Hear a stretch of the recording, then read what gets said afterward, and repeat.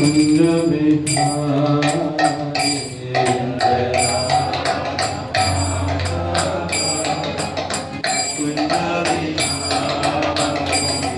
जय राधा माधव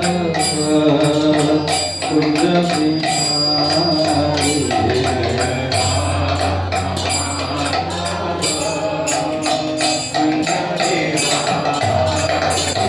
जय गोपी गिरधरधारी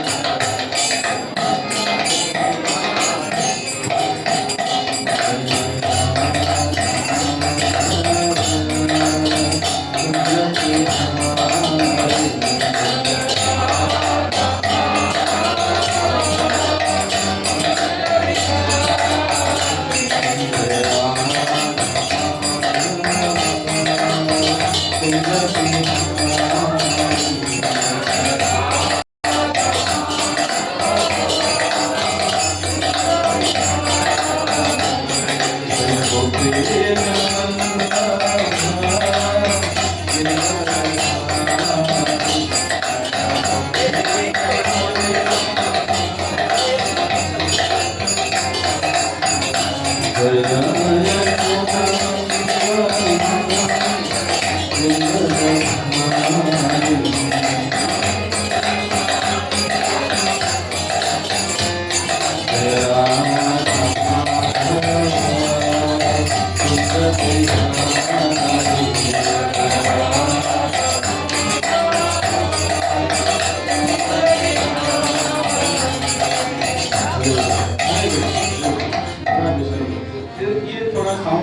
इधर की तरफ मूव करें तो कुछ रोटेशन उसका होगा तो पूरा डिस्टर्ब होगा। अरे अब फिर थोड़ा वो ठीक है आप जाइए ना वो कौन ले कृष्णा कृष्णा कृष्णा हरे राम हरे राम राम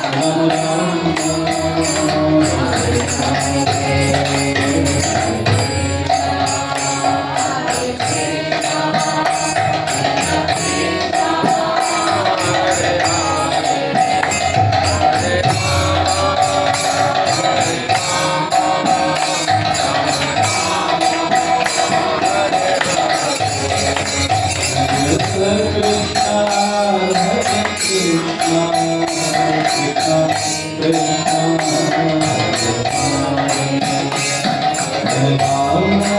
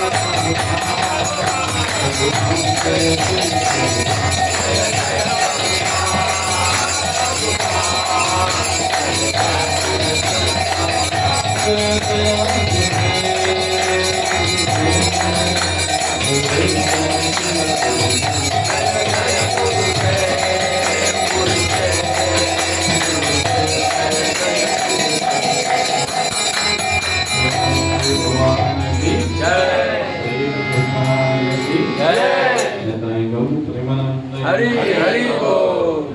प्रार्थना करेंगे सभी लोग एक साथ। ओम ज्ञानपूर्णस्य ज्ञानञ्जनशलाकया चक्षुरुन्मिलितं येन तस्मै श्रीगुरवे नमः। श्रीचैतन्यनामं स्थापितं येन भूतले स्वयं रूपगदामह्यं ददाति शूलतरान्तिकम्।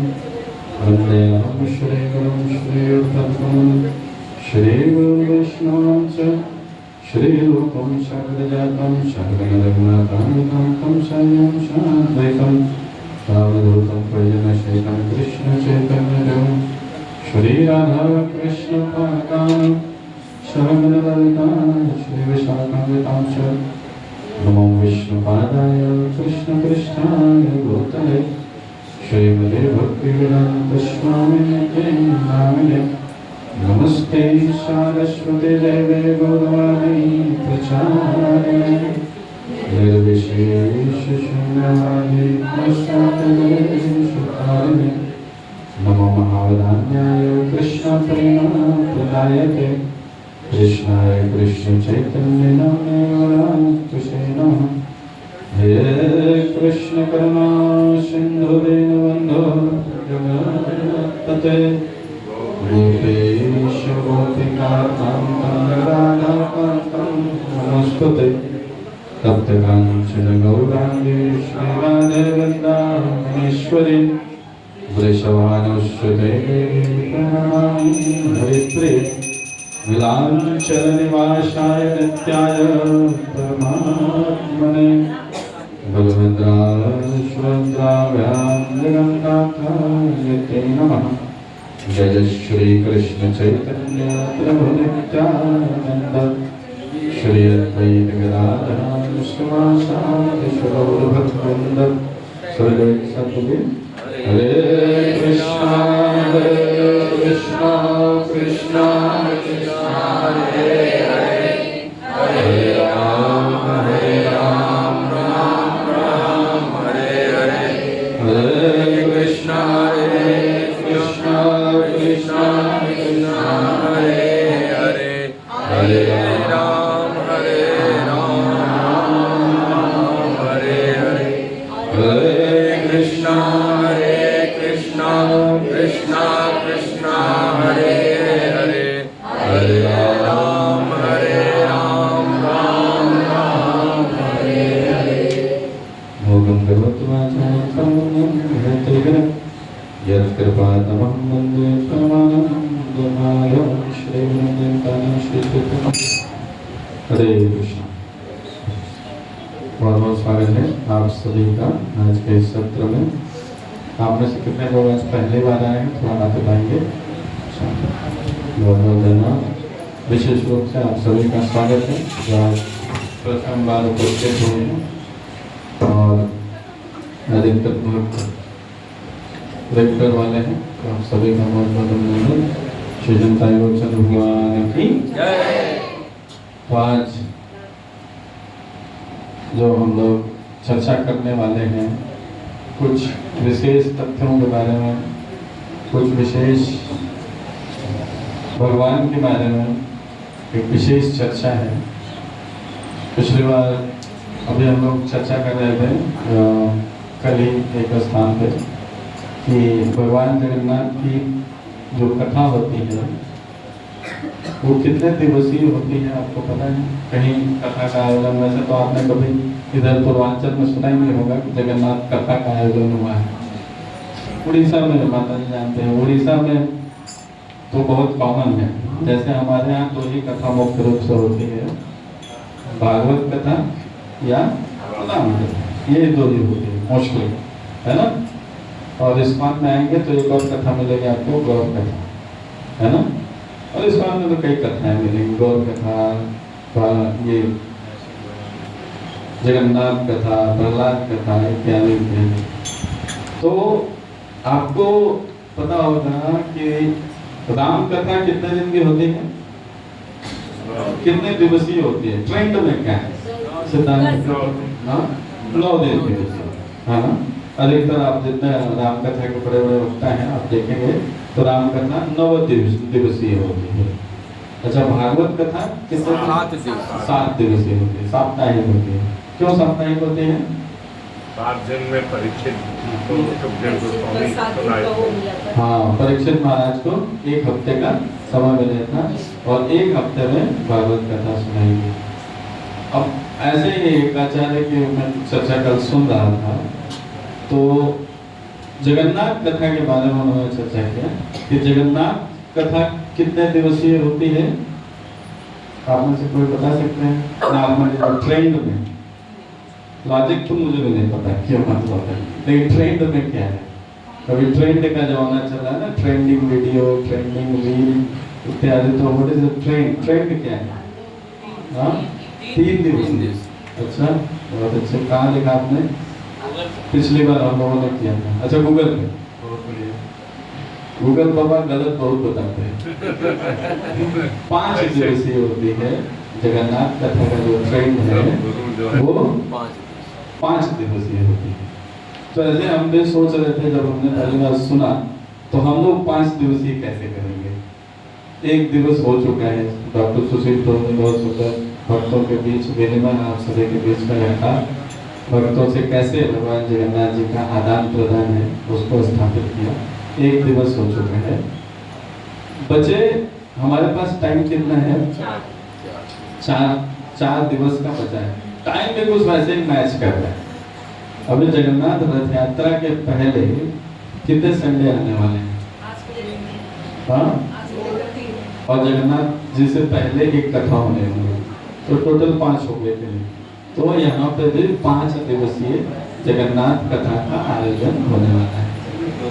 ठीक है, आप लोग प्रसन्न हैं? लग रहा है दुखी हैं, कुछ और कथा किया जाए। प्रसन्न है कि नहीं? तो भगवान जगन्नाथ को प्रसन्न करने के लिए आप सभी लोग उच्च ध्वनि में एक बार हरि बोल। ये लाइट थोड़ा बंद करेंगे तो अच्छा रहेगा। सामने वाला बड़ा बल्ब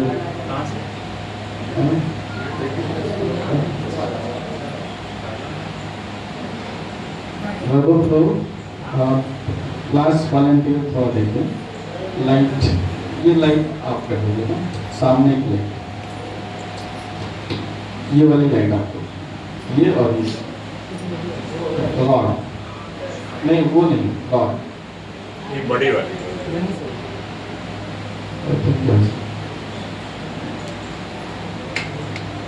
हाँ ठीक, धन्यवाद। तो 5 दिवसीय जगन्नाथ कथा का उत्सव हम लोग भी करने वाले हैं। पहले दिवस में श्रीमान सुशील प्रभु ने आप सभी को बताया कि भगवान जगन्नाथ जी का भक्तों के साथ कितना सुंदर विनिमय है, और विशेष रूप से इस कलयुग में भी भगवान कितने सुंदर तरीके से विनिमय करते हैं, भक्तों के साथ आदान प्रदान करते हैं, एक पर्सनल रिलेशनशिप रखते हैं, है ना। सालवेद की कथा सुनाई प्रभु जी ने, और भी अनेक कथाएं सुनाई। अभी अनेक कथाएं हैं भक्तों से संबंधित, तो जो बता रहे थे अभी 19 कथाएं हैं, आपको बीच में केवल 4 कथाएं वो भी जल्दी जल्दी सुनाई। तो भक्तों के साथ विशेष संबंध है भगवान का, है ना। मैंने आज सोचा था अनाउंसमेंट नहीं करूंगा, लेकिन करना चाहिए, गलती किया। आप सभी से निवेदन है अपने मोबाइल फोन के पास स्विच ऑफ या साइलेंट मोड में रखें। अगर आवश्यकता नहीं हो तो कक्षा में बात न करें। बहुत इम्पोर्टेंट है तो मोबाइल फोन लेके कक्षा से बाहर जाके बात करें, और अपने पड़ोसी का भी ध्यान रखें, क्योंकि वो बड़े ध्यानपूर्वक कथा को सुन रहे हैं, तो आपके मोबाइल फोन से शायद आपका पड़ोसी डिस्टर्ब होने वाला है। तो आगे चलते हैं जगन्नाथ कथा में। आज जो हमने 5 दिवस इसके ऊपर जो डिवाइड किया है वो इस तरह से किया है कि प्रथम दिवस डॉक्टर सुशील प्रभु ने बहुत सुंदर विनिमय रखा है जगन्नाथ जी का भक्तों के साथ। दूसरे दिन आज जो हम कथा करने वाले हैं वो भगवान जगन्नाथ जी का प्राकट्य कैसे हुआ, किस तरह भगवान जगन्नाथ जी इस धराधाम पे आए, क्या इसके पीछे बड़ी सुंदर स्टोरी है, बड़ी सुंदर कहानी है। नॉर्मली मैं लेक्चर लेता हूँ तो लोग कई बार बोलते हैं कहानी आप कम सुनाते हैं, तो आज मैंने सोचा पूरी कहानी ही सुनाएंगे, आज सिद्धांत कम कहानी ज्यादा। तो जगन्नाथ जी के और कहानी बड़ी इंटरेस्टिंग है, जगन्नाथ जी के प्राकट्य की कहानी, तो वो कथा आज हम लोग श्रवण करेंगे। और उसके पश्चात जो अगला सत्र होगा उसमें जगन्नाथ जी के प्राकट्य के पीछे जो विशेष सिद्धांत है, जो विशेष कथा है, विशेष रूप से कृष्ण कथा जिसके माध्यम से जगन्नाथ जी आए, अगला सत्र उस पे लेंगे, पूरी कृष्ण कथा के ऊपर लेंगे। 3 हो गए। चौथा सत्र लेंगे भगवान जगन्नाथ जी का और श्री चैतन्य महाप्रभु से क्या संबंध है, और 5वां सत्र लेंगे भगवान जगन्नाथ जी कैसे वास्तविकता में जगन्नाथ हैं, या दूसरे भाषा में देखा जाए तो अंतर्राष्ट्रीय कृष्ण भावनामृत संघ इस्कॉन के द्वारा जगन्नाथ जी का किस तरह से प्राकट्य हुआ है, इस्कॉन में जगन्नाथ जी कैसे आए और कैसे पूरे देश विदेश में जगन्नाथ रथ यात्राओं का आयोजन हुआ। तो ये 5 सत्र में 5 टॉपिक हम लोग लेने वाले हैं। ये ठीक है, आपका कोई सुझाव है इसमें? ठीक है, तो इस तरह से 5 सत्र में 5 टॉपिक हम लोग लेंगे। तो आज जो टॉपिक है ये वाला दरवाजा बंद कर दीजिए। जो आज का जो टॉपिक है वो हम लोग लेने वाले हैं, बहुत महत्वपूर्ण है, भगवान जगन्नाथ जी का इस धराधाम पे कैसे प्राकट्य हुआ, उसके बारे में हम लोग चर्चा करने वाले हैं। आइए चलते हैं सतयुग में। बहुत समय पहले की बात है। सतयुग में एक राजा थे इंद्रदुम्न महाराज, बड़े ही सात्विक, बड़े ही धर्मी राजा थे, धर्म का पालन करते थे। और उनकी पत्नी थी जिनका नाम था गुंडीचा। आज भी आप जगन्नाथपुरी में जाएंगे तो 2 स्थान है, एक है नीलांचल और दूसरा है सुंदरांचल। नीलांचल और सुंदरांचल। नीलांचल किसको बोलते हैं? जहाँ पे आज के समय में जगन्नाथ जी का मंदिर है।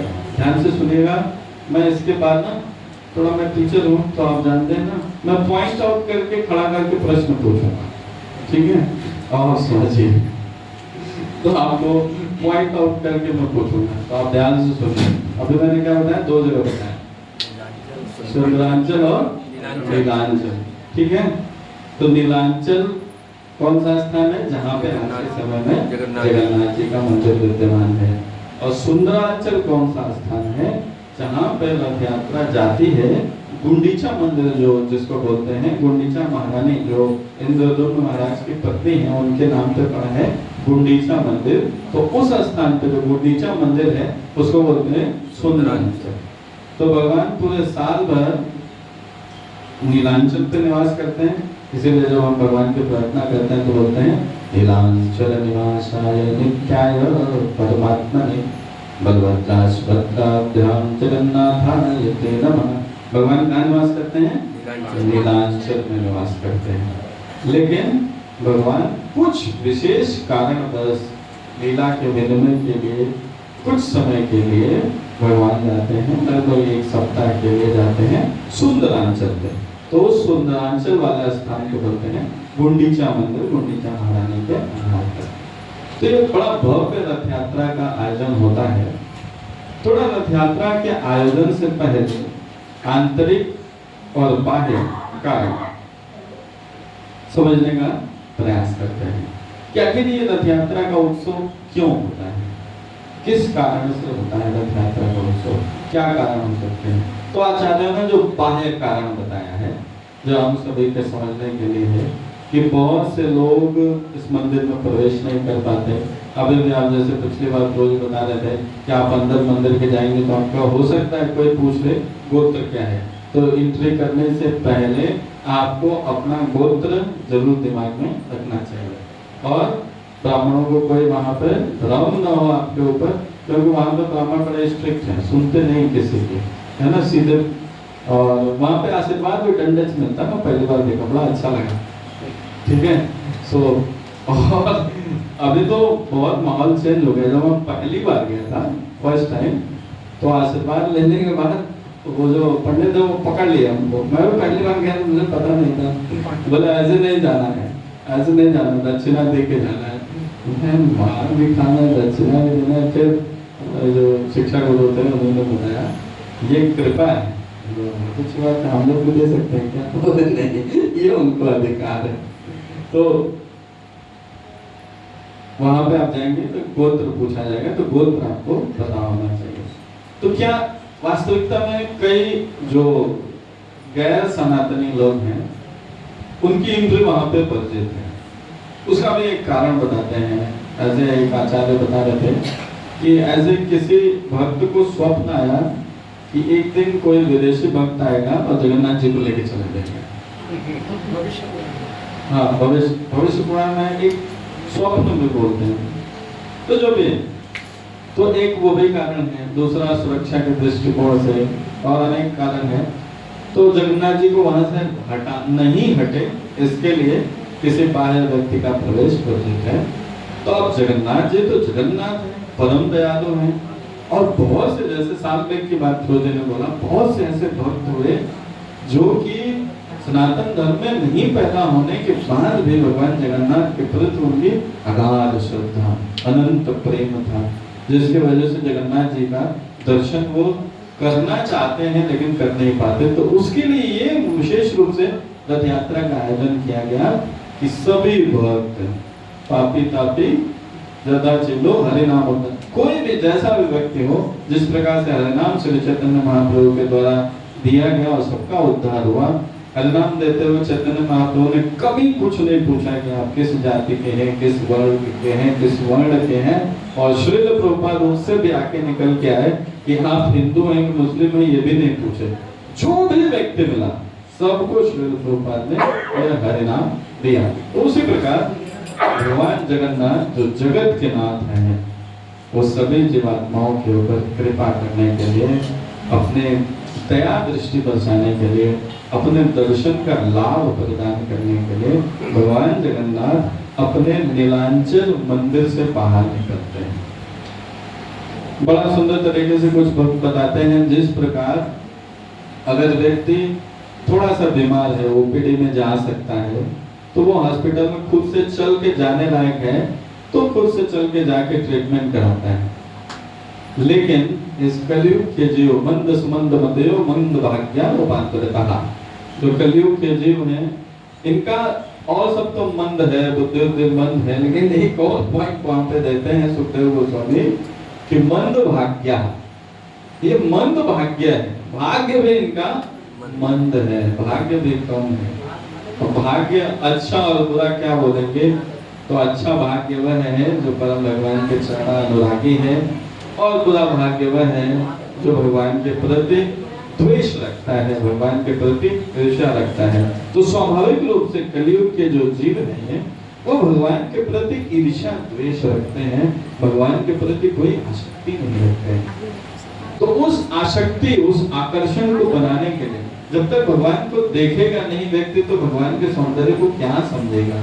भगवान बहुत सुंदर है, लेकिन एक बार अगर देख लेगा तो हो सकता है भगवान के आकर्षण में वो लालित हो जाएगा। तो भगवान जगन्नाथ, अगर व्यक्ति थोड़ा सा स्वस्थ है, आ सकता है डॉक्टर के पास, तो हो जाता है हॉस्पिटल में। लेकिन व्यक्ति बहुत ही बीमार है, वो चलने फिरने के लायक नहीं है। अभी तो एम्बुलेंस हो गई, पहले नहीं होती थी। तो पहले क्या होता था कि डॉक्टर उसके घर में जाते थे। अब जगन्नाथ जी इतने दयालु हैं कि जीवात्माएं बद्ध हैं, भगवान का दर्शन करने के लिए मंदिर में नहीं है। बहुत लोग बोलते हैं ना, फुर्सत नहीं है, टाइम नहीं, तो एक संडे मिलता है उसमें भी आप बुला लेते हैं, सुबह से बोल रहे हैं कुकिंग में सेवा, एक संडे सोने दीजिए, दोपहर हुई है, इतना बढ़िया, पूरे 6 दिन तो हम लोग काम करते हैं, फिर आप संडे को बोलते हैं दोपहर में आके थोड़ा कुकिंग करा देंगे तो बड़ा अच्छा होगा। बताइए कुकिंग करने के लिए है क्या? सो जगन्नाथ जी बाहर निकलते हैं। देखिए भगवान का कितना सुंदर प्रेम है भक्तों के प्रति, कितना अगाध प्रेम है कि भगवान स्वयं अपने धाम को छोड़ के सभी भक्तों को दर्शन के लिए बाहर निकलते हैं। अब उनका ट्रीटमेंट करना हो या उनका अपने प्रति आकर्षण उत्पन्न करना हो या अनेक कारण हो सकते हैं, भगवान बाहर निकलते हैं जिससे अनेक भक्त लाभान्वित होते हैं।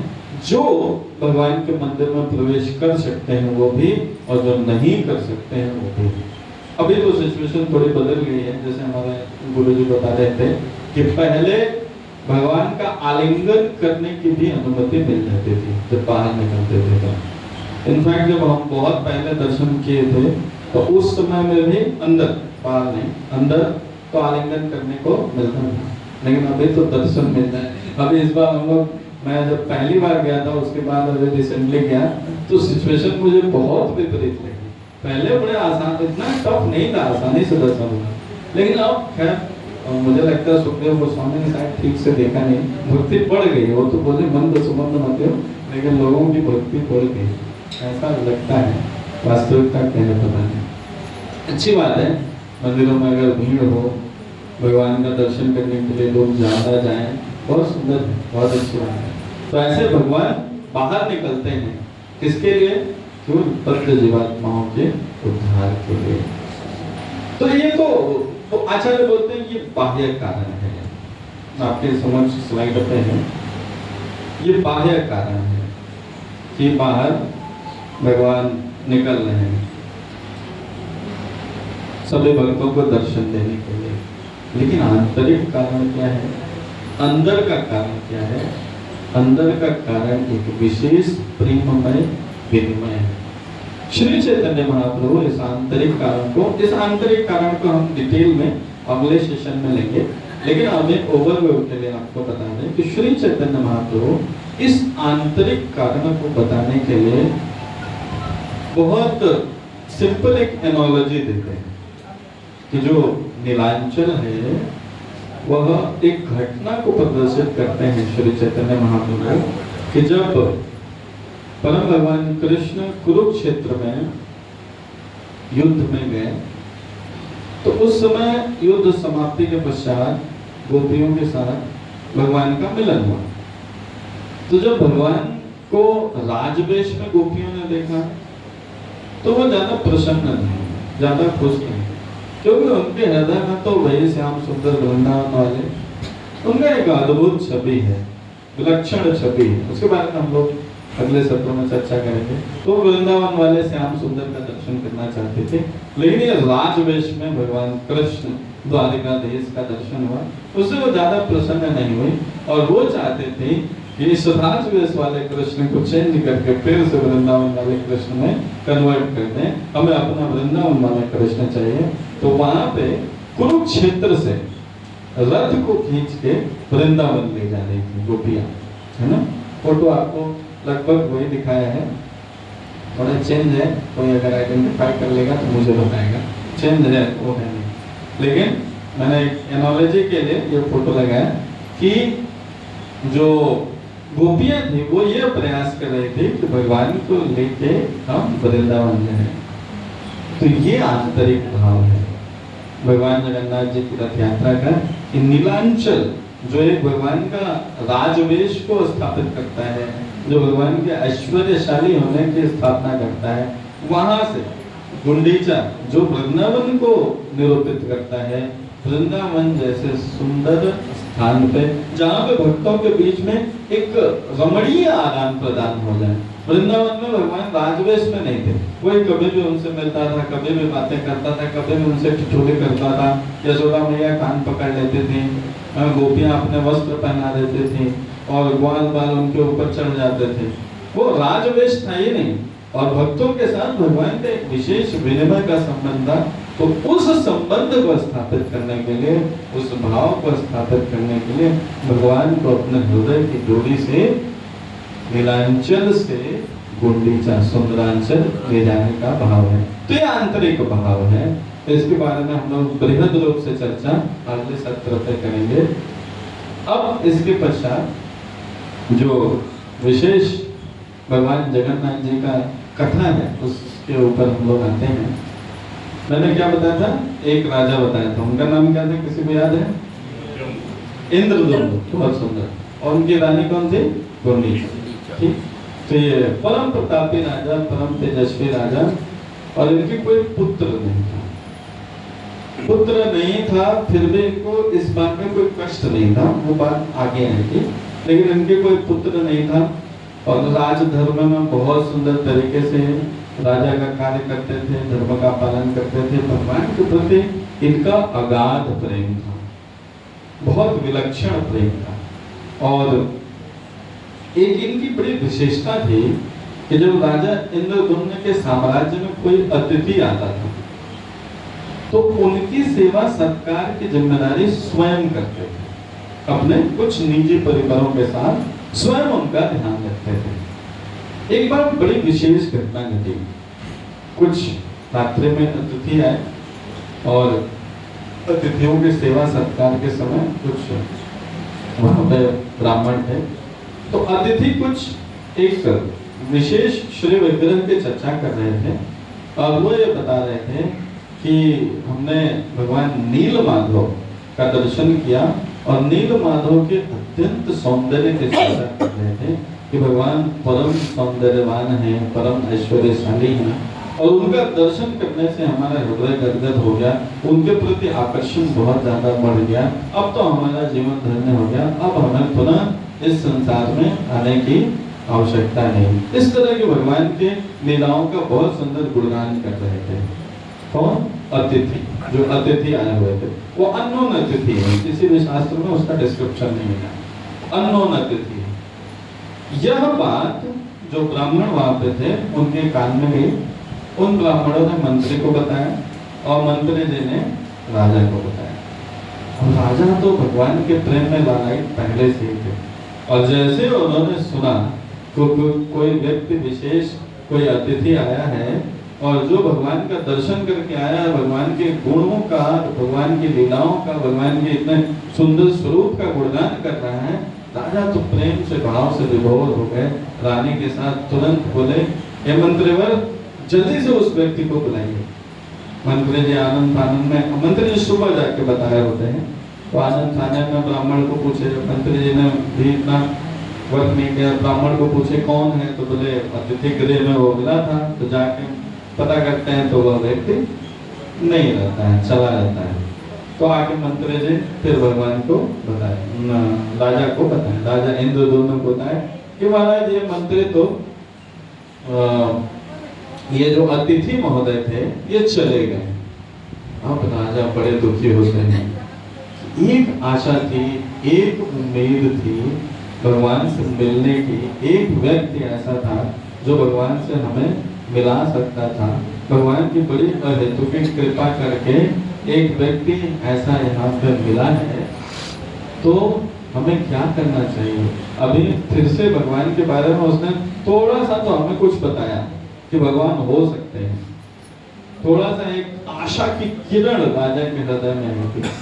अब राजा बहुत चिंतित हो गए, लेकिन एक बात राजा को बड़ी स्पष्ट हुई कि भगवान का दर्शन अगर इन्होंने किया है तो हम भी कर सकते हैं। ये आचरित श्रेष्ठ, जैसे हमारे महापुरुष महाजन जिस आचरण को अनुगमन करते हैं, अगर उस आचरण का हम पालन करें तो ये संभव है।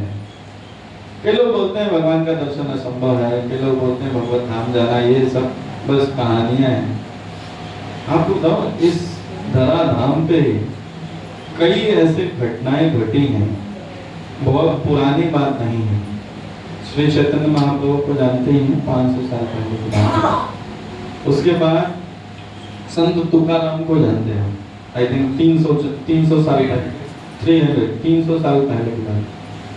अगर थोड़ा सा भी आपको विश्वास है तो ये सब सामने की घटनाएं हैं, सतयुग द्वापर त्रेता की बात नहीं, ये सामने की घटनाएं हैं। भगवान के धाम जाने का रास्ता खुला हुआ है।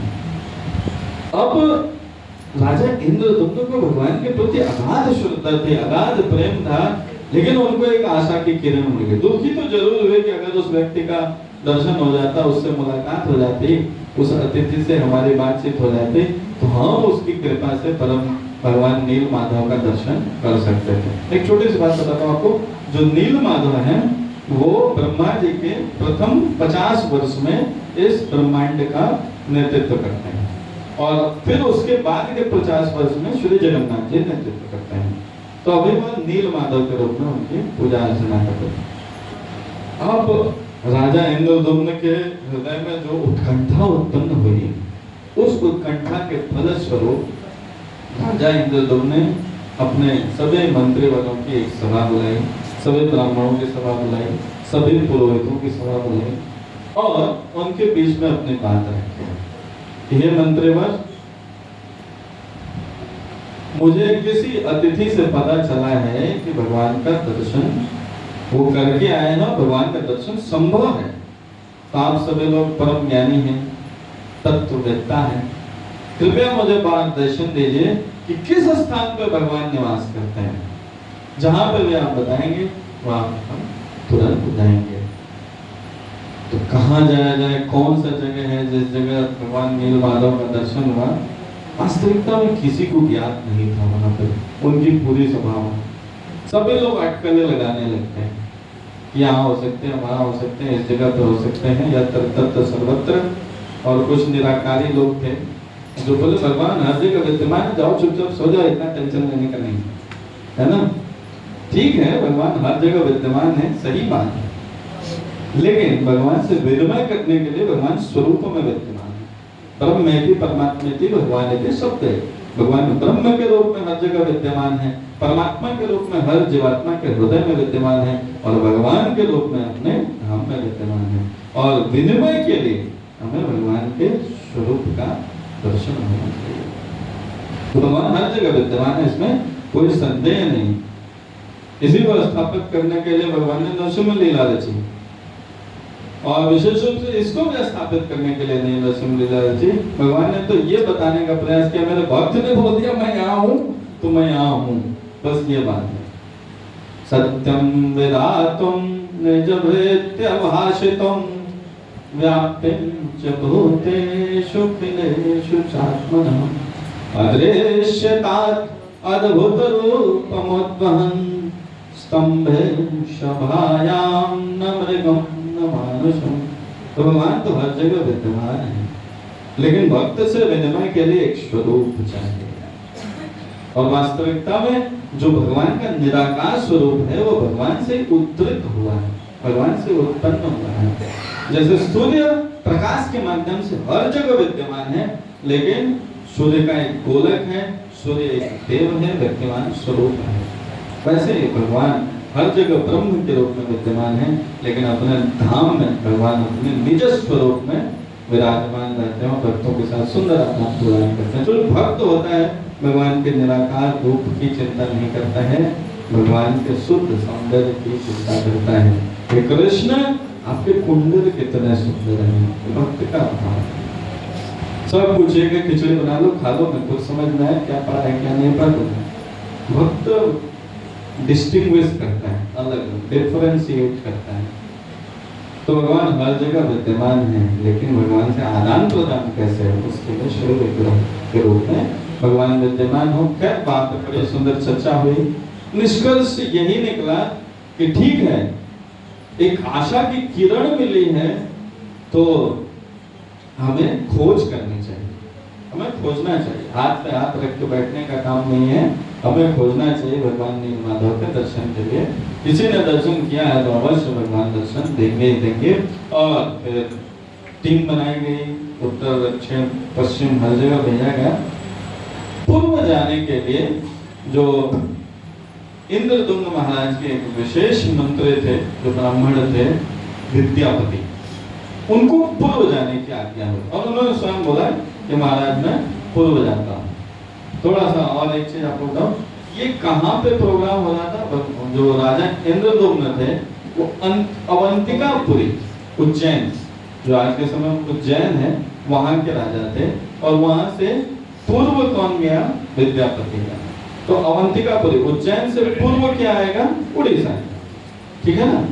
तो अब सभी लोग अन्य दिशाओं में गए और लेकिन जो विद्यापति थे बड़े विद्वान ब्राह्मण थे और विद्यापति का भी भगवान के प्रति अगाध प्रेम था, अगाध श्रद्धा थी।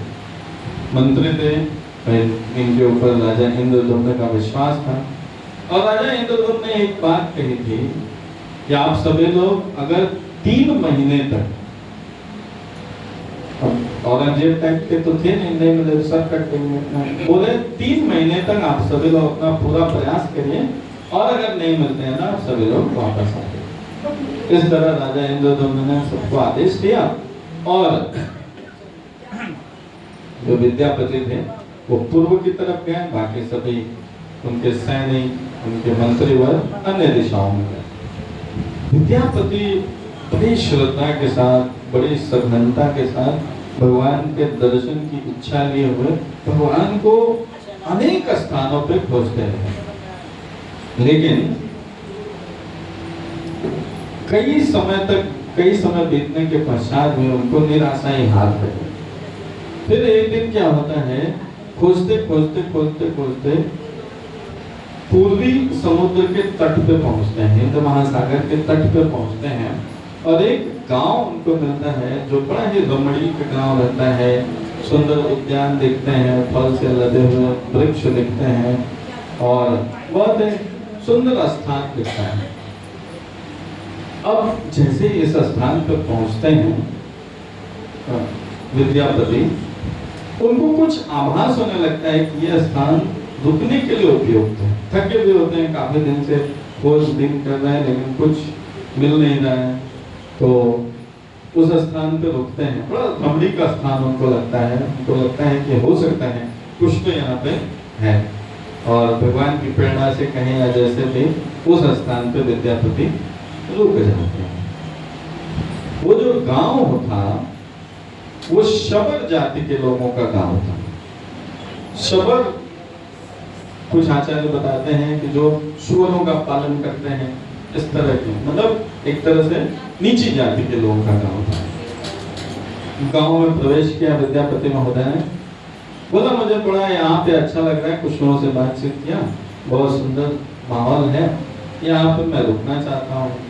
तो लोगों ने बोला कि आप तो ब्राह्मण देव हैं, राजा के मंत्री हैं, आपके लिए रुकने का उपयुक्त स्थान जो हमारे प्रधान जी हैं, इस गांव के जो सबसे प्रमुख हैं, वो देंगे। वो बड़े ही अच्छे व्यक्ति हैं, कोई भी आता है तो उन्हीं के यहाँ पे रुकता है। बोले अच्छा, बहुत अच्छी बात है, तो बताइए उनका घर कहाँ है। तो बता दिया कि ये घर है। वहाँ पे गए और राजा की जो प्रधान जी थे उनका नाम था विश्ववसु, है ना, विश्ववसु। उनके पास गए, उनके घर पे गए, तो जब जाते हैं तो उसमें बताते हैं उनकी पुत्री होती है ललिता। दरवाजा खटखटाते हैं, खटखटाने के बाद अंदर से आवाज आती है पिताजी नहीं है। तो बोले ठीक है, फिर मैं क्या करूं? तो बोले आप बाहर विश्राम करें। देखिए ये एक शिक्षा भी है आप सभी के लिए, स्पेशली बच्चियां जो हैं या युवतियां हैं, घर में जो भी स्त्रियां हैं, किसी भी परिस्थिति में ये नीति भी है और इसको आपको पालन भी करना चाहिए अगर सुरक्षित रहना है। तो किसी भी परिस्थिति में अगर आप घर में अकेले हैं, कोई भी अनजाना व्यक्ति आ रहा है, तो उसको किसी भी परिस्थिति में प्रवेश नहीं देना चाहिए, स्पेशली स्त्रियों के लिए। किसी भी परिस्थिति में, चाहे वो कोई भी हो, तो उस मर्यादा का पालन करते हुए, उस पुत्री का नाम था ललिता, उसने बोला पिताजी जब आएंगे, और जो समझदार व्यक्ति है ना इस बात को समझता है, वो बुरा भी नहीं मानेगा, नहीं ठीक है। और आपको बता भी सकते हैं ऐसे, आप बता भी सकते हैं हमारे पिता का आदेश है, हमारे पति का आदेश है, जो भी है, तो व्यक्ति को बुरा भी नहीं मानना चाहिए इसमें, ठीक है। स्त्री अकेली है, कोई बात नहीं, हमें नहीं प्रवेश करना चाहिए। और पुरुषों के लिए भी प्रभु जी ये बहुत बचना चाहिए इन सब चीजों से। अगर किसी घर में आपको बहुत काम है, कोई जरूरत है, अगर कोई स्त्री अकेली है, भले से आपकी बहुत घनिष्ठता है, तो आपको बाहर से चले जाना चाहिए, घर के अंदर प्रवेश नहीं करना। जो भी बात है बता दीजिए और चले जाइए, घर के अंदर प्रवेश नहीं करना चाहिए। ये एक कल्चर हमें मेंटेन करना चाहिए। इसको हमने तो ये सब चीजें बहुत मतलब स्पष्टता के साथ सिखाई जाती हैं। तो वहाँ पे इस तरह से जो विद्यापति महोदय थे वो दरवाजे के बाहर इंतजार कर रहे थे। शाम हो गई और शाम के समय उनको कुछ अच्छी सुगंध, अद्भुत सुगंध, बहुत मतलब उसका अनुभव नहीं कर सकते, इस तरह की सुगंध आने लगी। और सुगंध जैसे उनको सुगंध आने लगी तो थोड़ी देर पश्चात जो विश्ववसु महोदय थे वो भी आए और विश्ववसु ने प्रणाम किया। इन्होंने एक दूसरे को प्रणाम किया और विश्ववसु से बताया इन्होंने, तो विश्ववसु पहले ही क्षमा याचना करने लगे कि महोदय मुझसे भूल हो गई, आपको मेरे वजह से बाहर बैठना पड़ा और मैं उसके लिए बहुत क्षमा याचना करता हूँ। आप ये है आतिथ्य स्वीकार करने का कि जो होश होता है ना वो हमेशा रिक्वेस्टिंग मोड में होता है। हमें वो पता नहीं विद्यापति कौन है, उन्होंने ये नहीं बताया मैं राजा का मंत्री हूँ, कुछ भी नहीं बताया, एक सामान्य पथिक बताया।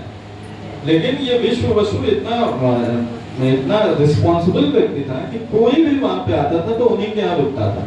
तो उन्होंने क्षमा याचना की कि आपको हमारे वजह से बाहर रुकना पड़ा, आप कृपा करके मुझे क्षमा कीजिए, आइए अंदर प्रवेश करिए।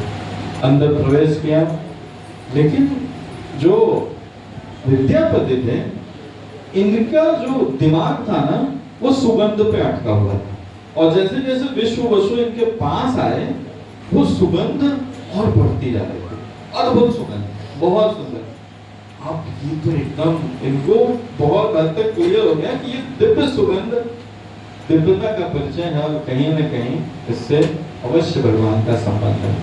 अब ये पूरा वहां पे अटक गए विद्यापति जी ने, यहाँ पे मुझे रुकना ही पड़ेगा। और उस सुगंध का अनुभव करते करते फिर अंदर गए, विद्यापति का ललिता से परिचय हुआ और विश्ववसु ने बोला कि ये अत्यंत श्रेष्ठ ब्राह्मण है, आप इनकी सेवा करिए।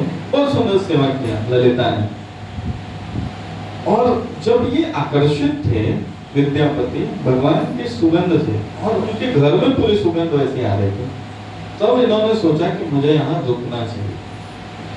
फिर ललिता ने इनकी बहुत सुंदर सेवा की, ब्राह्मण थे और सात्विक वेश में थे, सात्विक विचारधारा के थे। ललिता ने सुंदर सेवा किया और सेवा करने के पश्चात दोनों में बड़ी घनिष्ठता हो गई, घनिष्ठता प्रेम में परिवर्तित हो गई और फिर दोनों में इतनी घनिष्ठता हो गई कि दोनों विवाह के लिए एग्री हो गया। अब विवाह की बात आई, अब देखिए वहां पर भागने भगाने वाला प्रचलन नहीं था, जैसा आपका अभी का क्या है, वो राजा के मंत्री हैं, वो कुछ भी कर सकते हैं, उनके समक्ष विश्ववसु कुछ भी नहीं थे। लेकिन भगवान से मिलना था, इसलिए उन्होंने बहुत सीधा तरीका अपनाया। विश्ववसु से बात किया कि आपकी पुत्री से हम विवाह करना चाहते हैं, पुत्री ने भी अनुमोदन किया, है ना। और फिर उसके पश्चात विश्ववसु ने प्रेम पूर्वक विद्यापति और ललिता का विवाह कर दिया। विवाह संपन्न हो गया।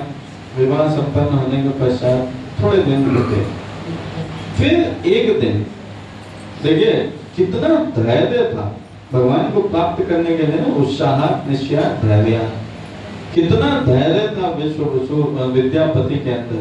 विवाह कर लिया। विवाह के कुछ दिनों के पश्चात जब पूर्ण प्रेम विनिमय संबंध स्थापित हो गया ललिता के साथ, जब उसको लगा कि ललिता के ऊपर पूरा ट्रस्ट हो गया, विश्वास हो गया एक प्योर रिलेशनशिप के आधार पर, तब उसने ललिता से पूछा, विद्यापति ने, कि अच्छा बताओ तुम्हारे पिता के शरीर से जब शाम को आते हैं इतनी सुंदर सुगंध कहाँ से आती है?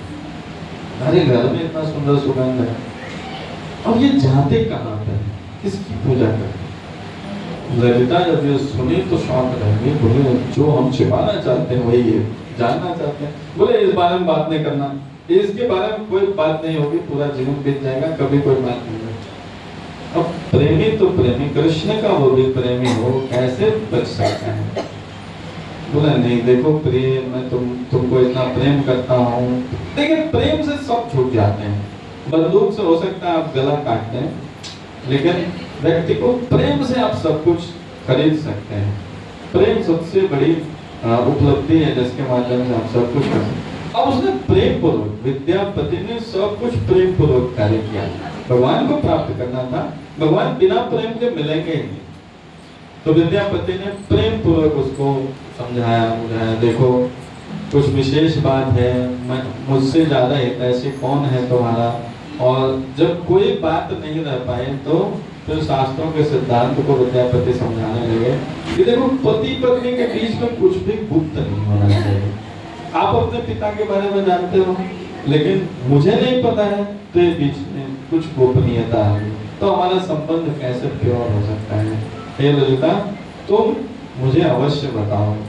मैं जानता हूँ कि कुछ तो दिक्कत है जिसकी वजह से तुम नहीं बता रहे हो, लेकिन इस बात का मैं तुम्हें आश्वासन देता हूँ कि ये बताने के पश्चात तुम्हारे ऊपर कोई आक्षेप नहीं है। इस तरह से बहुत सी बातें समझा के, बहुत से प्रेम में विनिमय की बातें समझा के ललिता अंत में राजी हो गई। बोले अच्छा ठीक है, पति परमेश्वराय नमः, आपको मैं बताती हूँ, लेकिन एक बात का ध्यान रहे कि यह बात किसी से बताना नहीं, और मेरे पिता को तो बिल्कुल नहीं पता चलनी चाहिए। तो बोले अच्छा ठीक है, जो भी बात है जल्दी से बताओ। अब इनकी उत्कंठा विद्यापति महोदय की, भगवान के परम भक्त थे, विद्यापति जी की उत्कंठा और बढ़ती गई और बढ़ती गई। क्या बात है, आज तो इतने दिनों की जो मेरी आकांक्षा थी, जो इच्छा थी, वो पूर्ण होने वाली है। आज वह विशेष बात मैं जानने वाला हूँ। और इस तरह से बड़े उत्कंठित होके बड़े ध्यान पूर्वक वो सुनने लगे। ललिता ने बोला, हे मेरे प्रिय पति, जो हमारे पिताजी सुबह सुबह जाते हैं वो भगवान नील माधव की सेवा करने जाते हैं। यही पास की पहाड़ी पे भगवान नील माधव का एक बहुत सुंदर श्री विग्रह है, जहाँ पे अनेक देवी देवता उनकी साक्षात पूजन करते हैं। और वहाँ पे हमारे पिता श्री विष्णु वसु की एक सेवा है जो नियमित रूप से करते हैं। और जब वह भगवान की सेवा करते हैं तो भगवान के जो स्पर्श से सुगंध आती है, वही सुगंध उनके शरीर से आती है।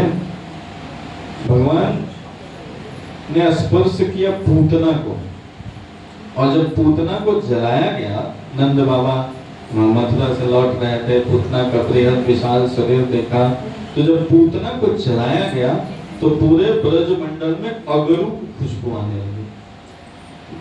सामान्यतः अगर कोई शरीर जलाते हैं तो दुर्गंध आती है, कोई अच्छी खुशबू नहीं आती, लेकिन कृष्ण का जिसको स्पर्श हो जाता है, और वो भी राक्षसी के शरीर से भी अगरू की खुशबू आने लगी। जो जिसने भगवान को स्पर्श किया है उसकी बातें है। तो ये सारी बातें जब सुनने लगा विद्यापति, तो विद्यापति का भगवान के प्रति प्रेम और बढ़ गया। अरे वाह, मैं जो सोच रहा था वही वास्तविकता, मेरी खोज लगभग पूर्ण हो गई। बस दिक्कत की बात ये है, इसने बोला किसी को बताना नहीं, पिता को तो बिल्कुल नहीं बताना, नहीं तो पिता जो है बड़े खतरनाक हैं, वैसे शबर जाति के हैं। तो बोले आप क्या करो, अब क्या करो। फिर भगवान से मिलना था, भगवान से प्रेम था, भगवान से मिलने की उत्कंठा थी। अब विद्यापति ने बोला, हे ललिते, तूने इस सुंदर रहस्य का उद्घाटन किया, परम भगवान के बारे में मुझे बताया, नील माधव विराजमान है, मेरी एक इच्छा स्वीकार कर लो, कृपया अपने पिता से तुरंत रोक दे। ये बोलना नहीं, ये आपको बोलना नहीं, मैं जानती थी इसीलिए नहीं बताती थी, ये बोलना नहीं।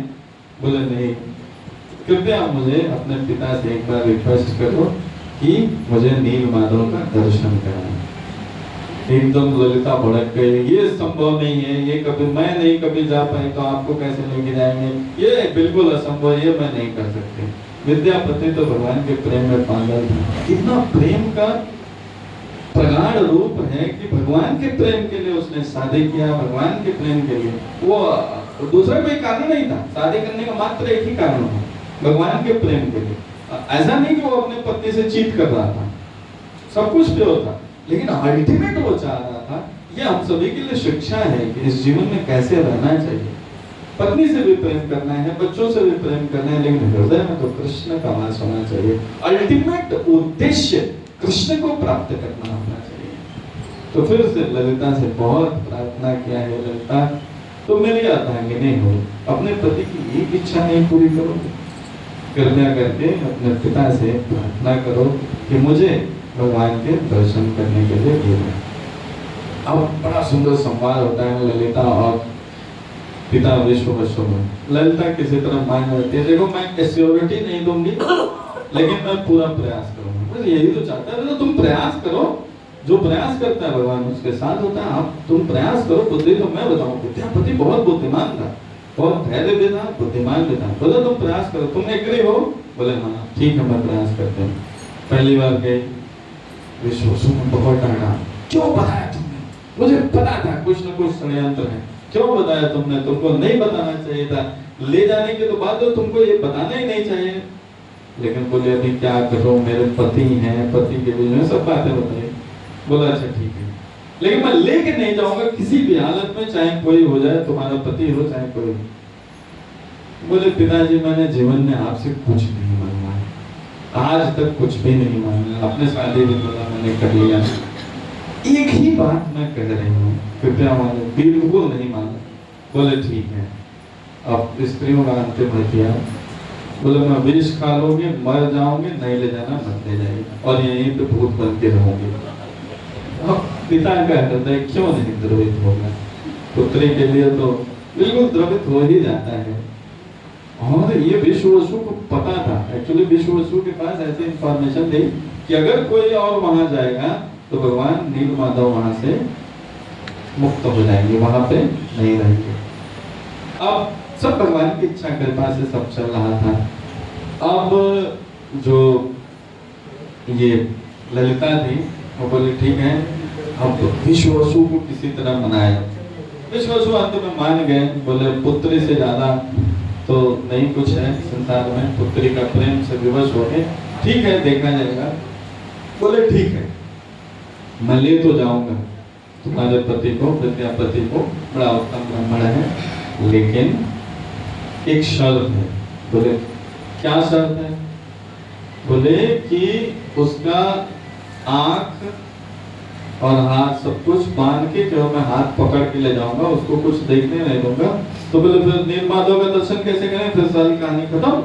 बोले नहीं, इतना भी मैं निर्दयी नहीं हूँ। नीलमाधव के यहाँ जब हम पहुंचेंगे तब उनकी आंख की पट्टी होगी। विद्यापति तक बात पहुंचे, विद्यापति बोले जैसे ले जा रहे हैं मैं जाने के लिए तैयार हूँ, बांध के ले जाए, कैसे भी ले जाए, मुझे भगवान के दर्शन करने। फिर विद्यापति ने अपनी पत्नी से ही बुद्धि लगाई। देखिए जो इंटेलिजेंट लोग हैं अपनी बुद्धि कम, दूसरे की बुद्धि ज्यादा लगवाते हैं, है ना? उसको टास्क दे देते हैं, भैया ये काम है, थोड़ा बुद्धि लगा दीजिए, मेरा दिमाग नहीं चल रहा है ना? तो बुद्धिमान लोग अपने से बुद्धि लगाते हैं। अब ललिता को ही टास्क दे दी, अच्छा ललिता बताओ, मुझे 5 लोग दोबारा जाना होगा भगवान के दर्शन के लिए, तो मैं नहीं जा पाऊंगा, तो कैसे, कुछ तो बुद्धि बताओ जिससे मैं भगवान के दोबारा दर्शन के लिए जा सकूं। तो बोले अच्छा एक काम करिए पति महोदय, आपकी सेवा के लिए मैं सब कुछ करूंगी। बोले सरसों के बीज लेके जाइए, एक पोटली में सरसों के बीज ललिता ने दे दिया, और जिस रास्ते से आप जाइए उसके दाने छोड़ दे जाइए, और कुछ समय बाद वर्षा ऋतु आने वाली है, फिर उसके पश्चात उस रास्ते पे सरसों के फूल खिल जाएंगे, सरसों के बड़े पौधे हो जाएंगे, फिर उसको देख के आप दोबारा वापस जा सकते हैं। ये बुद्धि ललिता ने दी थी। विद्यापति बहुत प्रसन्न हुआ, बड़ी तारीफ किया। अब इसके में तारीफ करूँ तो बहुत खुश, तुम्हारे जैसी पत्नी मिलना बड़ा मुश्किल है। उसकी ऑलरेडी एक पत्नी थी पहले, तो बहुत तारीफ किया, इतनी बुद्धि तुम्हारे पास है, तुम यहाँ क्या कर रही हो? हाँ तुमको राजा के पास मंत्रालय में होना चाहिए, ये वो करके। ललिता खुश भी थी, बेचारी दुखी भी थी, अभी करेगा, मेरा पति तो खुश है लेकिन पिता जो है नाराज है। फिर भी सारी व्यवस्थाएं हुई, और जो विश्ववसु थे उन्होंने अपने दामाद विद्यापति को आंखों में पट्टी बांधा, हाथ बांधा, तो पैर चल रहे थे। तो ऐसे बांधते हुए उनको पहले बैलगाड़ी पर बैठाए, सब कुछ दिख नहीं रहा था, और बैलगाड़ी पर बैठा के थोड़ी दूर ले गए, और जो विद्यापति थे जा रहे हैं विद्यापति जो थे वो जल्दी चले बताया था ना वो जाना चाहिए ठीक है सारा कुछ कर दे रहे थे ठीक। तो जो विद्यापति थे उन्होंने जो सरसों के दाने थे उसको गिराते गए।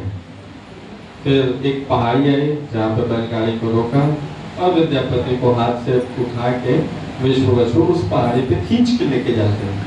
और विद्यापति तो एकदम इंटेलिजेंट, बराबर सरसों के दाने जैसे हम लोग झोली माला लेके रखते हैं तो वैसे वो गिराते गए। पहुंच गया ऊपर। ऊपर जैसे नील माधव जी के पास पहुंचे उनको एक दिव्यता का अनुभव होने लगा। प्राकृतिक अद्भुत सौंदर्य वहां पे था। एसी चलाने की जरूरत नहीं, एकदम नॉर्मल टेम्परेचर। अभी तो हम लोग प्राकृतिक सौंदर्य में इतना ही कर दें उठने से खुश हो जाएंगे कि नॉर्मल टेम्परेचर था बिल्कुल। और मंद हवाएं बह रही थी, पुष्पों की अद्भुत खुशबू आ रही थी और कोयलों की आवाज आ रही थी। बहुत सुंदर एनवायरनमेंट और सुंदर सरोवर, पानी, झरने इत्यादि की सुंदर हवा। अभी तो ये आवाजें आ रही, इनको दिख कुछ नहीं रहा। तो जैसे ही भगवान नील माधव के पास पहुंचते हैं तुरंत फिर विश्ववसु तो ये बड़ा लालायित होने लगता है। विद्यापति बोला अरे पिताश्री अब तो खोल दो। बोला हाँ खोल लें, कपड़ा खोल लें।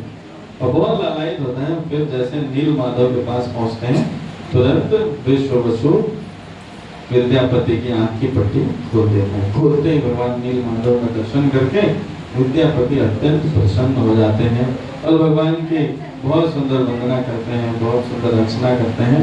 और हृदय में भगवान के प्रति जो उत्कंठा होती है, प्रेम होती है, वो पूर्ण रूप से वहां पे विकसित हो जाती है। देख के गदगद हो जाते हैं विद्यापति की। नील माधव साक्षात परम भगवान के दर्शन हो रहे हैं। सभी देवी देवता वहां पे पूजा अर्चना इत्यादि करते रहते हैं। और दर्शन होने के पश्चात विश्ववसु बोलता मेरी सेवा है, मैं थोड़ा जा रहा हूँ, आप यहीं पर हो। विद्यापति बोले मैं तो यही चाहता हूँ भगवान के साथ ज्यादा से ज्यादा समय बिताने के लिए। बोले क्या सेवा है? बोले मुझे पुष्प लेके आने हैं और उन पुष्पों को भगवान को अर्पित करना है, अर्चना करना है, तब तक आप यहीं पर हैं। अब वहां बगल में एक सरोवर होता है। विद्यापति नील माधव जी के बगल में एक बहुत सुंदर सरोवर होता है। चारों तरफ से फलों से लदे हुए वृक्ष थे, अनेक पक्षियां थी। उस वृक्ष पे एक वृक्ष की टहनी सरोवर पे लटकी हुई थी, लगभग सरोवर को स्पर्श कर रही थी। उसमें एक कौवा था। कौवा को झपकी आ रही थी, जैसे आप में से भी कई लोग कथाओं में झपकी आती है। अभी तो आज नहीं दिख रहा है, कुछ अलर्ट भी हो गए, थोड़ा सा थी तो उसको थोड़ी झपकी आ रही थी कौवे को। और कुछ बात ऐसी हुई कि झपकी आ रही थी, झपकी आते आते वो उस पानी में गिर गया कौवा। और गिरने के पश्चात तुरंत चतुर्भुज रूप धारण किया। उसके लिए साक्षात वैकुंठ से गरुड़ जी आए और उनको इस पे अपने पीठ पर स्थापित करके वैकुंठ ले गए। इस चीज का दर्शन जब विद्यापति ने किया, बोला ये तो सरोवर साक्षात मुक्ति धाम है, यहाँ से तो सीधे वैकुंठ गमन का रास्ता एकदम खुला हुआ है। तो मैं अब बेवकूफी नहीं करने वाला हूँ, अब इधर से वापस नहीं जाना है। तुरंत चढ़ गया पेड़ की टहनी पे, कूदने जा रहा था, तब तक एक बहुत भविष्यवाणी हुई, विद्यापति ये तुम क्या करने जा रहे हो? तुम्हारी मुक्ति अवश्य भावी है, तुम अवश्य मेरे धाम में आओगे, लेकिन अभी मेरी बहुत सी सेवाएं बची हुई हैं। अभी इस तालाब में कूद के अपने आप को मुक्त मत करो, अभी बहुत सी सेवाएं हैं, अभी अपने ससुर के साथ वापस जाओ। तो अब विद्यापति जो थे, ससुर जी का क्या नाम था कोई बताएगा? विश्ववसु। विश्ववसु, मैं खुद ही भूल गया। विश्ववसु के साथ वापस जाओ और अभी बहुत सी सेवाएं बची हैं। अब ये बोलते हैं ठीक है, भविष्यवाणी आकाशवाणी हुई तो उसका अनुगमन करना ही था। आता है, इंतजार करता है, विश्ववसु आते हैं, भगवान की पूजा अर्चना करते हैं, सुंदर पुष्पों से भगवान अत्यंत प्रसन्न होते हैं। उसके बाद ये दोनों नीचे आते हैं। हम नीचे आते हैं तो विश्व वसु को स्वप्न आता है। विश्व वसु को क्या स्वप्न आता है? भगवान नील माधव उसके स्वप्न में आते हैं। विश्व वसु को बोलते हैं, ये विश्व वसु, मैं तुम्हारी सेवा से अत्यंत प्रसन्न हूँ, तुम्हारी सेवा से मैं बहुत खुश हूँ। तुमने कई अनेक वर्षों से मेरी सेवा की है, लेकिन अब मैं चाहता हूँ कि ऐश्वर्य भाव में अपनी सेवा लेने के लिए महाराज इंद्रदुम्न, जो कि मेरे अत्यंत प्रेमी भक्त हैं, उनके माध्यम से मैं सेवा लेना चाहता हूँ। तो हे विश्व वसु, मैं अब अपने नील माधव स्वरूप का त्याग करके जगन्नाथ, बलदेव, सुभद्रा और सुदर्शन चक्र के रूप में नील माधव पे प्रकट होने वाला हूँ। तो इस तरह की जैसे ही उसको स्वप्न में आया ये बात, अब जो विश्व वसु है तुरंत उठ के एकदम लालायित हो गया, एकदम परेशान हो गया। ये बात उसके स्वप्न में आ गई।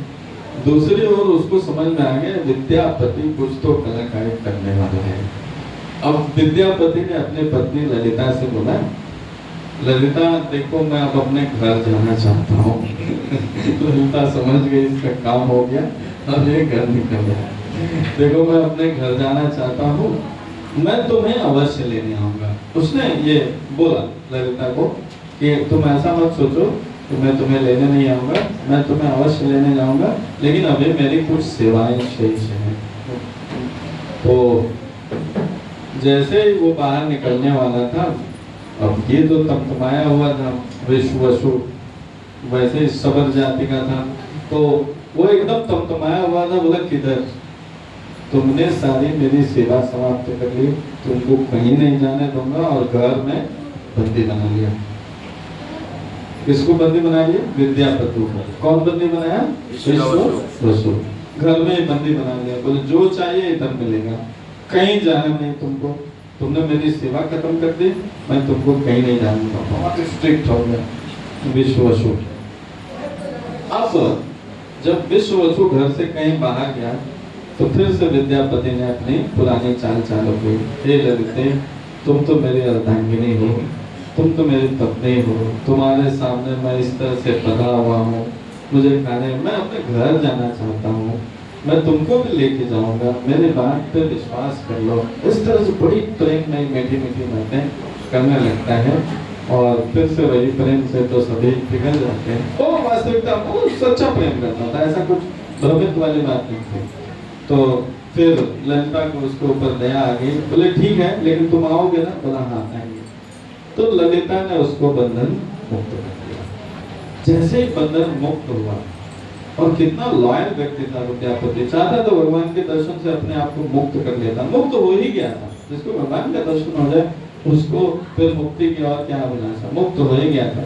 लेकिन पुनः वह इंद्रदुम्न महाराज के पास जाता है, और इंद्रदुम्न महाराज से बोलता है कि महाराज मैंने भगवान के दर्शन कर लिए। अब ये जब सुने महाराज इंद्रदुम्न, सुनते ही महाराज इंद्रदुम्न के एकदम होशो आवाज उड़ गए। और जानते हैं महाराज इंद्रदुम्न ने 3 महीने की मोहलत दी थी, लेकिन ये वापस जाता है 6 महीने बाद विद्यापति।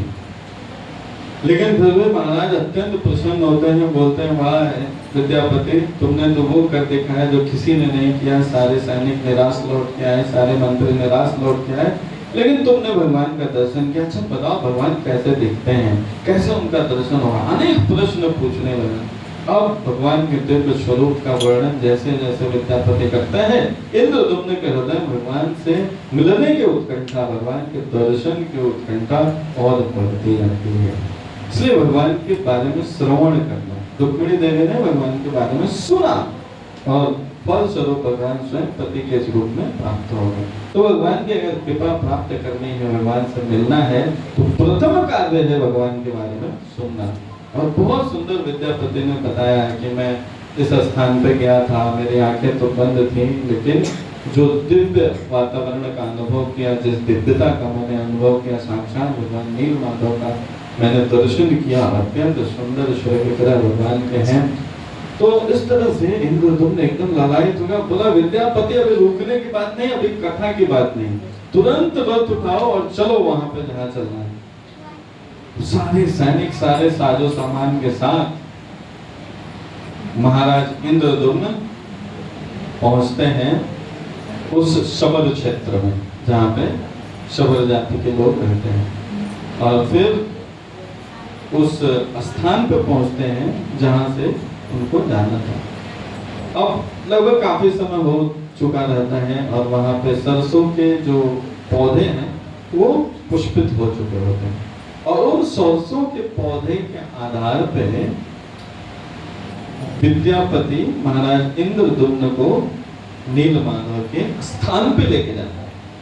सारा कुछ वैसे ही है, सारी दिव्यता वैसे ही एज इट इज है, लेकिन भगवान नीलमाधव वहां से विलुप्त हो चुके होते हैं, अंतर ध्यान हो चुके होते हैं, नीलमाधव का दर्शन नहीं होता है। जैसे पट खोलता है विद्यापति, नीलमाधव रहते नहीं है, इंद्रद्युम्न को दर्शन नहीं होता है। इंद्रद्युम्न के हृदय में उत्कंठा और बढ़ जाती है। हे विद्यापति, तुमने बोल रहे थे कि यहीं पे भगवान दिखेंगे, लेकिन भगवान गए कहाँ? बोले प्रभु मुझे तो भगवान के दर्शन यही हुए हैं, अवश्य ही विश्ववसु ने भगवान को छिपाया होगा।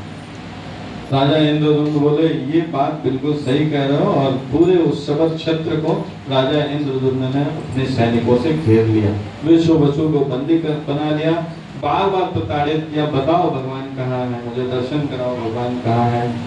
अब विश्ववसु कुछ पता हो तब तो विश्ववसु बोला महाराज मुझे बिल्कुल नहीं पता है, मुझे कुछ नहीं पता है कि भगवान कहाँ गए, मैं तो खुद भगवान की सेवा के लिए उत्कंठित हूँ, लेकिन ये विद्यापति ने कुछ कलाकारी की है। अब भगवान के दर्शन के लिए तीनों लालायित थे, विश्ववसु, विद्यापति और भगवान इंद्रद्युम्न और पूरी सेना, और इस तरह, और तीनों कंफ्यूज थे, किसी को लगता था वो चुराया, किसी को लगता, लेकिन क्लैरिटी नहीं है।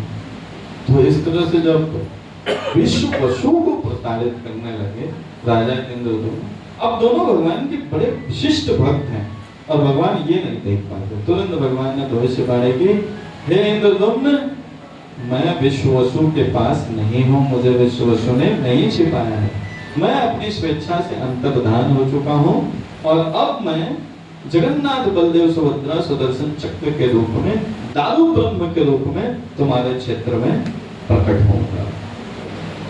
बताते हैं कि इंद्रद्युम्न तुम चक्र क्षेत्र, जहाँ पे भगवान के जो दारू है, दारू मतलब लकड़ी को बोलते हैं, जो दारू ब्रह्म है, इस चक्र क्षेत्र पे उसका एक और नाम बोला था, पता है? जी चक्र क्षेत्र, उसका एक और नाम, समुद्र के समुद्र तट है, उसका एक और नाम है, आपको पता है? महोदधि बोलते हैं समुद्र को। नहीं, महोदधि, उसका एक और नाम है,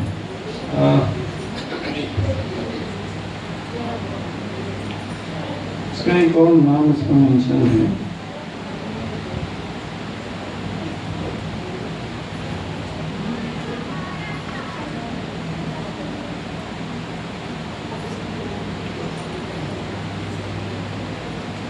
बंकिम मोहन, उसको बंकिम मोहन बोलते हैं। हाँ, समुद्र जो प्लेस है, हाँ, प्लेस को बंकिम मोहना या चक्र क्षेत्र, अभी आज उस समय बंकिम मोहना बोलते थे, आज के समय में चक्र क्षेत्र है। तो हे राजा इंद्रद्युम्न, मैं तुम्हारे द्वारा सेवा लेने के लिए दारू ब्रह्म के रूप में बंकिम मोहना नामक स्थान पे मैं प्रकट होऊंगा, और बंकिम मोहने पे आप मुझे दारू ब्रह्म उससे सुंदर जगन्नाथ बलदेव सुभद्रा के श्री विग्रह बनाइए, सुदर्शन के श्री विग्रह बनाइए और मेरी अर्चना करिए। इस तरह से भगवान की भविष्यवाणी हुई और भगवान भविष्यवाणी करके चले गए। अब उसके पश्चात राजा इंद्रद्युम्न, अभी भगवान प्रकट नहीं हुए, देखिए राजा की उत्कंठा और सेवा भाव कैसा, भगवान के लिए बड़ा भव्य मंदिर बनाया। देखिए मुझे लग रहा है कि अभी आधे घंटे चलेगी, आप कहेंगे तो मैं 5 मिनट में बाइंड अप करूंगा, है ना, क्योंकि फिर नेक्स्ट दूसरा सेशन लेना चाहता हूँ, थोड़ा फास्ट करते हैं, ठीक। तो भगवान इंद्रद्युम्न को आकाशवाणी के भविष्यवाणी में ये बताएं। अब राजा इंद्रद्युम्न आते हैं अपने क्षेत्र में, पुरी के क्षेत्र में, नीलांचल पे, पुरी के क्षेत्र में सुंदर जगन्नाथ जी के मंदिर का निर्माण करते हैं, और भगवान की स्थापना करने के लिए वो ब्रह्मा जी के पास जाते हैं, ब्रह्मा जी को बुलाने जाते हैं। ब्रह्मा जी के पास जाने में वेटिंग बहुत लंबी थी, बहुत समय से किया और फिर उसके बाद ब्रह्मा जी एग्री हो जाते हैं कि मैं भगवान को स्थापित करने के लिए अवश्य आऊंगा। ब्रह्मा जी को जैसे वापस लेके आते हैं तो वापस लेके आने के पश्चात सारा क्षेत्र अलग हो गया था और इस मंदिर पे किसी और का आधिपत्य हो गया था और सतयुग से बहुत दूर की बात आ गई थी। अब उसके बीच में एक कथा आती है कि एक राजा गलदेव थे। राजा गलदेव एक उस क्षेत्र जो पूरी क्षेत्र से गुजर रहे थे और पूरी क्षेत्र में उनके घोड़ों के खुर मंदिर के ऊपरी भाग जिसको बोलते हैं चक्र उससे लड़े और एक टनकार की आवाज हुई, घोड़े भी घायल हो गए और राजा भी घायल हो गए। जब राजा ने उसको थोड़ा मिट्टी हटवाया तो उसको देखा कि अरे ये तो मंदिर का ऊपरी भाग है। फिर राजा ने अनेक लोगों की सहायता से उस मंदिर को पूरा साफ करवाया और बहुत सुंदर भगवान जगन्नाथ जी का मंदिर वहां से उभर के आया, लेकिन अभी श्री विग्रह नहीं था। फिर उस मंदिर को अपने आधिपत्य में ले लिया और उसमें उसको अपने संरक्षण में ले लिया। अब जब ब्रह्मदेव को लेके इंद्रदुम्न पुनः इस धराधाम पे आते हैं, उस मंदिर पे पहुंचते हैं तो राजा गलदेव उनसे लड़ाई करने के लिए तैयार हो जाता है। ये तो मंदिर मेरा है। बोले नहीं नहीं हमने बनवाया महाराज। बोला नहीं नहीं ये मेरा है। इस तरह से दोनों के बीच में बड़ा क्लैश होता है। फिर वहां पे ब्रह्मदेव और कागभूषुंडी जी जो कि त्रिकालदर्शी हैं, इन दोनों ने वहां पे स्पष्टीकरण किया। कई जगह मैंने पढ़ा था कि इन दोनों में लड़ाई होती है, इंद्रदुम्न और गलदेव में, लेकिन एक जगह पढ़ा था कि ये दोनों लोगों ने वहां पे स्पष्टीकरण किया और गलदेव को समझाया कि ये मंदिर इंद्रदुम्न ने ही बनवाया है, इसमें भगवान के सुंदर श्री विग्रह आने वाले हैं। तो दोनों में फिर गलदेव मान जाते हैं और इंद्रदुम्न वहां पे तैयारी सारी करने लगते हैं। अब ये सभी लोग जाके जो पुरी का क्षेत्र है, तट है, बंकिम मुहाने पे जाके भगवान के दारू ब्रह्म के अवतरित होने का इंतजार करते हैं। और एक दिन ऐसा आता है कि लाल कलर की एक लकड़ी वहां पे अपने आप टिक जाती है जिसपे शंख चक्र गदा का निशान होता है। अब उस लाल कलर की लकड़ी को सभी देखने के बाद इंद्रदुम्न इत्यादि अत्यंत प्रसन्न हो जाते हैं और उसको बाहर निकालने का प्रयास करते हैं। हाथी घोड़े अनेक लगा दिए, अनेक लोगों को लगा दिए, लेकिन वह लकड़ी हिलने का नाम नहीं लेती है। पुनः वहां पर बस आकाशवाणी होती है कि हे इंद्रदुम्न, ये जो विशेष दारू है यह दारू विद्यापति और जो विश्ववसु है इनके द्वारा ही निकाली जाएगी और बिना इनके द्वारा यह लकड़ी नहीं। तीनों बोलते हैं, ललिता, विश्ववसु और विद्यापति, ये तीनों मिलके जब निकालेंगे तभी निकलेगी, अन्यथा तुम कुछ भी लगा लो हाथी घोड़े नहीं निकलेंगे। और ये निकाल के लेके आएंगे और उसके पश्चात इस दारू ब्रह्म से आप 3 विग्रह बनाना सुदर्शन चक्र के साथ और उनकी पूजा अर्चना करना। अब तुरंत, अब ये बहुत समय बीत गया था लेकिन ये सभी बचे हुए थे। शास्त्र में ऐसा वर्णन आता है कि ये सारे बचे हुए थे, विद्यापति, ललिता, विश्ववसु और गुंडीचा, इंद्रदुम्न, ये सभी बचे हुए। इंद्रदुम्न तो ब्रह्मा जी के साथ थे, तो बाकी सभी बचे हुए। तो विश्ववसु और विद्यापति को लेके आते हैं, ललिता भी आती हैं और ये दोनों प्रार्थना करते हैं कि इतना बड़ा लकड़ी जो इतने हाथियों से नहीं उठ रहा है, हमसे कैसे उठ सकता है।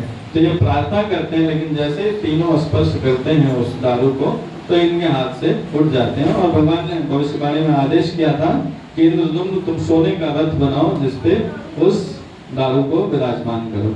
तो इंद्रदुम्न महाराज ने सोने का रथ बनवाया था, ये उठा के और उसको सोने के रथ पे रखते हैं, एक सेक्लूडेड, एक एकांत स्थान पे भगवान के श्री विग्रह निर्माण का कार्य आरंभ होने जा रहा था। अब राजा ने ढिढोरा पिटवाया, कौन बनाएगा, सारे शिल्पकार, बहुत से शिल्पकार आए, हम बनाएंगे, सब भगवान, और अच्छे भेंट मिलने वाले थे, अच्छे पुरस्कार मिलने वाले थे, सब भगवान की सेवा के लिए तैयार थे। लेकिन जैसे ही शिल्पकार अपनी छिन्नी हथौड़ी या कुल्हाड़ी लगाते थे, उनकी कुल्हाड़ी चकनाचूर हो जाती थी। वो बहुत हार्ड लकड़ी थी और कोई काम नहीं कर पाता था, सब नतमस्तक हो जाते थे। अनेक प्रार्थनाएं की लेकिन कुछ समझ में नहीं आता था। उसके बीच में ही एक बड़े वृद्ध ब्राह्मण, कहीं कहीं देते हैं कि वो विश्वकर्मा थे। अब जहाँ पे मैं पढ़ रहा था वहां पे बोलते हैं साक्षात भगवान जगन्नाथ स्वयं थे। तो जो भी है, क्योंकि तो भगवान स्वयं आते हैं और बोलते हैं एक वृद्ध ब्राह्मण के रूप में कि मैं इस काष्ठ से भगवान के शिव विग्रह को बनाऊंगा। बलदेव, सुभद्रा और जगन्नाथ विद सुदर्शन चक्र। बोले अच्छा आप बनाएंगे, बोले लेकिन बोले मेरी शर्त है। बोले जो शर्त आप बोलेंगे सब मंजूर है, जो आप कहेंगे सब मंजूर है। हम जल्दी से जल्दी चाहते हैं कि भगवान के सुंदर शिव विग्रह की स्थापना हो। तो फिर उसके पश्चात राजा इंद्रदम्न ने बोला आपको क्या चाहिए? बोले मेरी शर्त यह है कि मैं 21 दिन में भगवान के विग्रह बनाऊंगा। उसके बीच में मेरे कमरे में कोई आएगा नहीं, कोई डिस्टर्ब नहीं करेगा, खाना पीना के लिए कुछ बोला नहीं। बोला कि मुझे कोई डिस्टर्ब नहीं करेगा। कमरा बंद किया और वो साक्षात विग्रह की कास्टिंग करने लगे। 14 दिन तक खट खट टक टक की आवाज आई, फिर उसके बाद आवाज आना बंद हो गई। तो गुंडीचा महारानी को बड़ा चिंता होने लगा कि वृद्ध ब्राह्मण है, अंदर मर तो नहीं गया, क्या हो गया, कोई आवाज नहीं आ रही है, कैसे करें, क्या करें? तो इन्होंने बोला कि महाराज एक ब्राह्मण अगर मर जाते हैं तो बड़ा पाप लगेगा, सारा पुण्य हमारा खत्म हो जाएगा। और बहुत कुछ बोला। तो अब दरवाजे को खोल कर उनको भोजन पानी इत्यादि करा देना चाहिए। महाराज इंद्रदम्न को बोला कि इतने कष्ट के बाद भगवान का आगमन होने वाला है, थोड़ा धैर्य रखो रानी, भगवान अवश्य ही कुछ न कुछ व्यवस्था करेंगे। लेकिन अब गुंडीचा महारानी तो बहुत अंदर से उत्तेजना होने लगी कि कैसे भगवान की सेवा करते हुए अगर कोई मर जाता है तो कितना बड़ा अपराध होगा, कितना बड़ा पाप होगा। तो सारी बातें समझाती हैं। अंत में निर्णय यही होता है कि दरवाजे को खोल दिया जाए। और जैसे ही दरवाजा खुलता है भगवान का बहुत सुंदर दर्शन होता है, लेकिन पूर्ण रूप में नहीं, अर्ध रूप में होता है। और जो ब्राह्मण है, एक जगह आता है कि वो ब्राह्मण नहीं रहते, दूसरी जगह आता है कि वह ब्राह्मण रहते हैं और बोलते हैं अब मैं हाथ खड़े कर दिया, जैसे भगवान जगन्नाथ ने हाथ खड़े किए, अब मैं नहीं बनाऊंगा, तुम लोग अपने से बना लो, मैं जा रहा हूँ। सो मिला जुला के भगवान का एक अर्ध स्वरूप वहां पे स्थापित हुआ। अब राजा इंद्रदम्न पुनः अत्यंत चिंतित हुए। बताइए कितने मुश्किल से ये दारू ब्रह्म से 3 शिव मूर्तियां बनी हैं, लेकिन वो भी अपूर्ण रूप में। इस तरह से प्रार्थना करने लगे तो भगवान पुनः उनके स्वप्न में आते हैं, बोलते हैं हे इंद्रदम्न, मैं इसी रूप में पूरे अखिल ब्रह्मांड पे कृपा करने के लिए कलयुग का विशेष देव हूँ, आप मुझे इसी रूप में मेरी आराधना करें। तुरंत ब्रह्मा जी के पास जाते हैं, बोलते हैं हे ब्रह्मदेव, आप कृपया इनको स्थापित करें। ब्रह्मा जी बोलते हैं मेरे बस का नहीं इनको स्थापित करना, मैं बस एक काम कर सकता हूँ, चक्र में झंडा बांध सकता हूँ।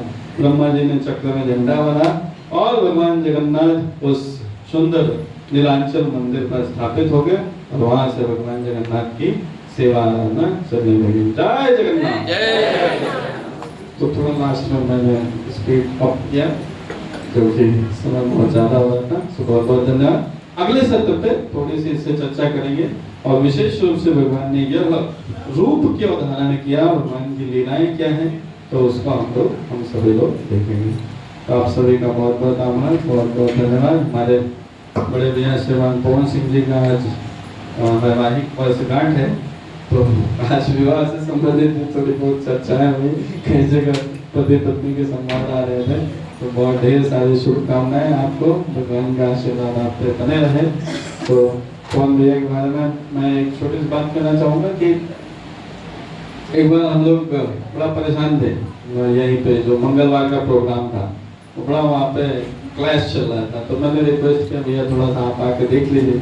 तुरंत अपने साथ 2-4 लोग लेके आए और मामला विचार किया।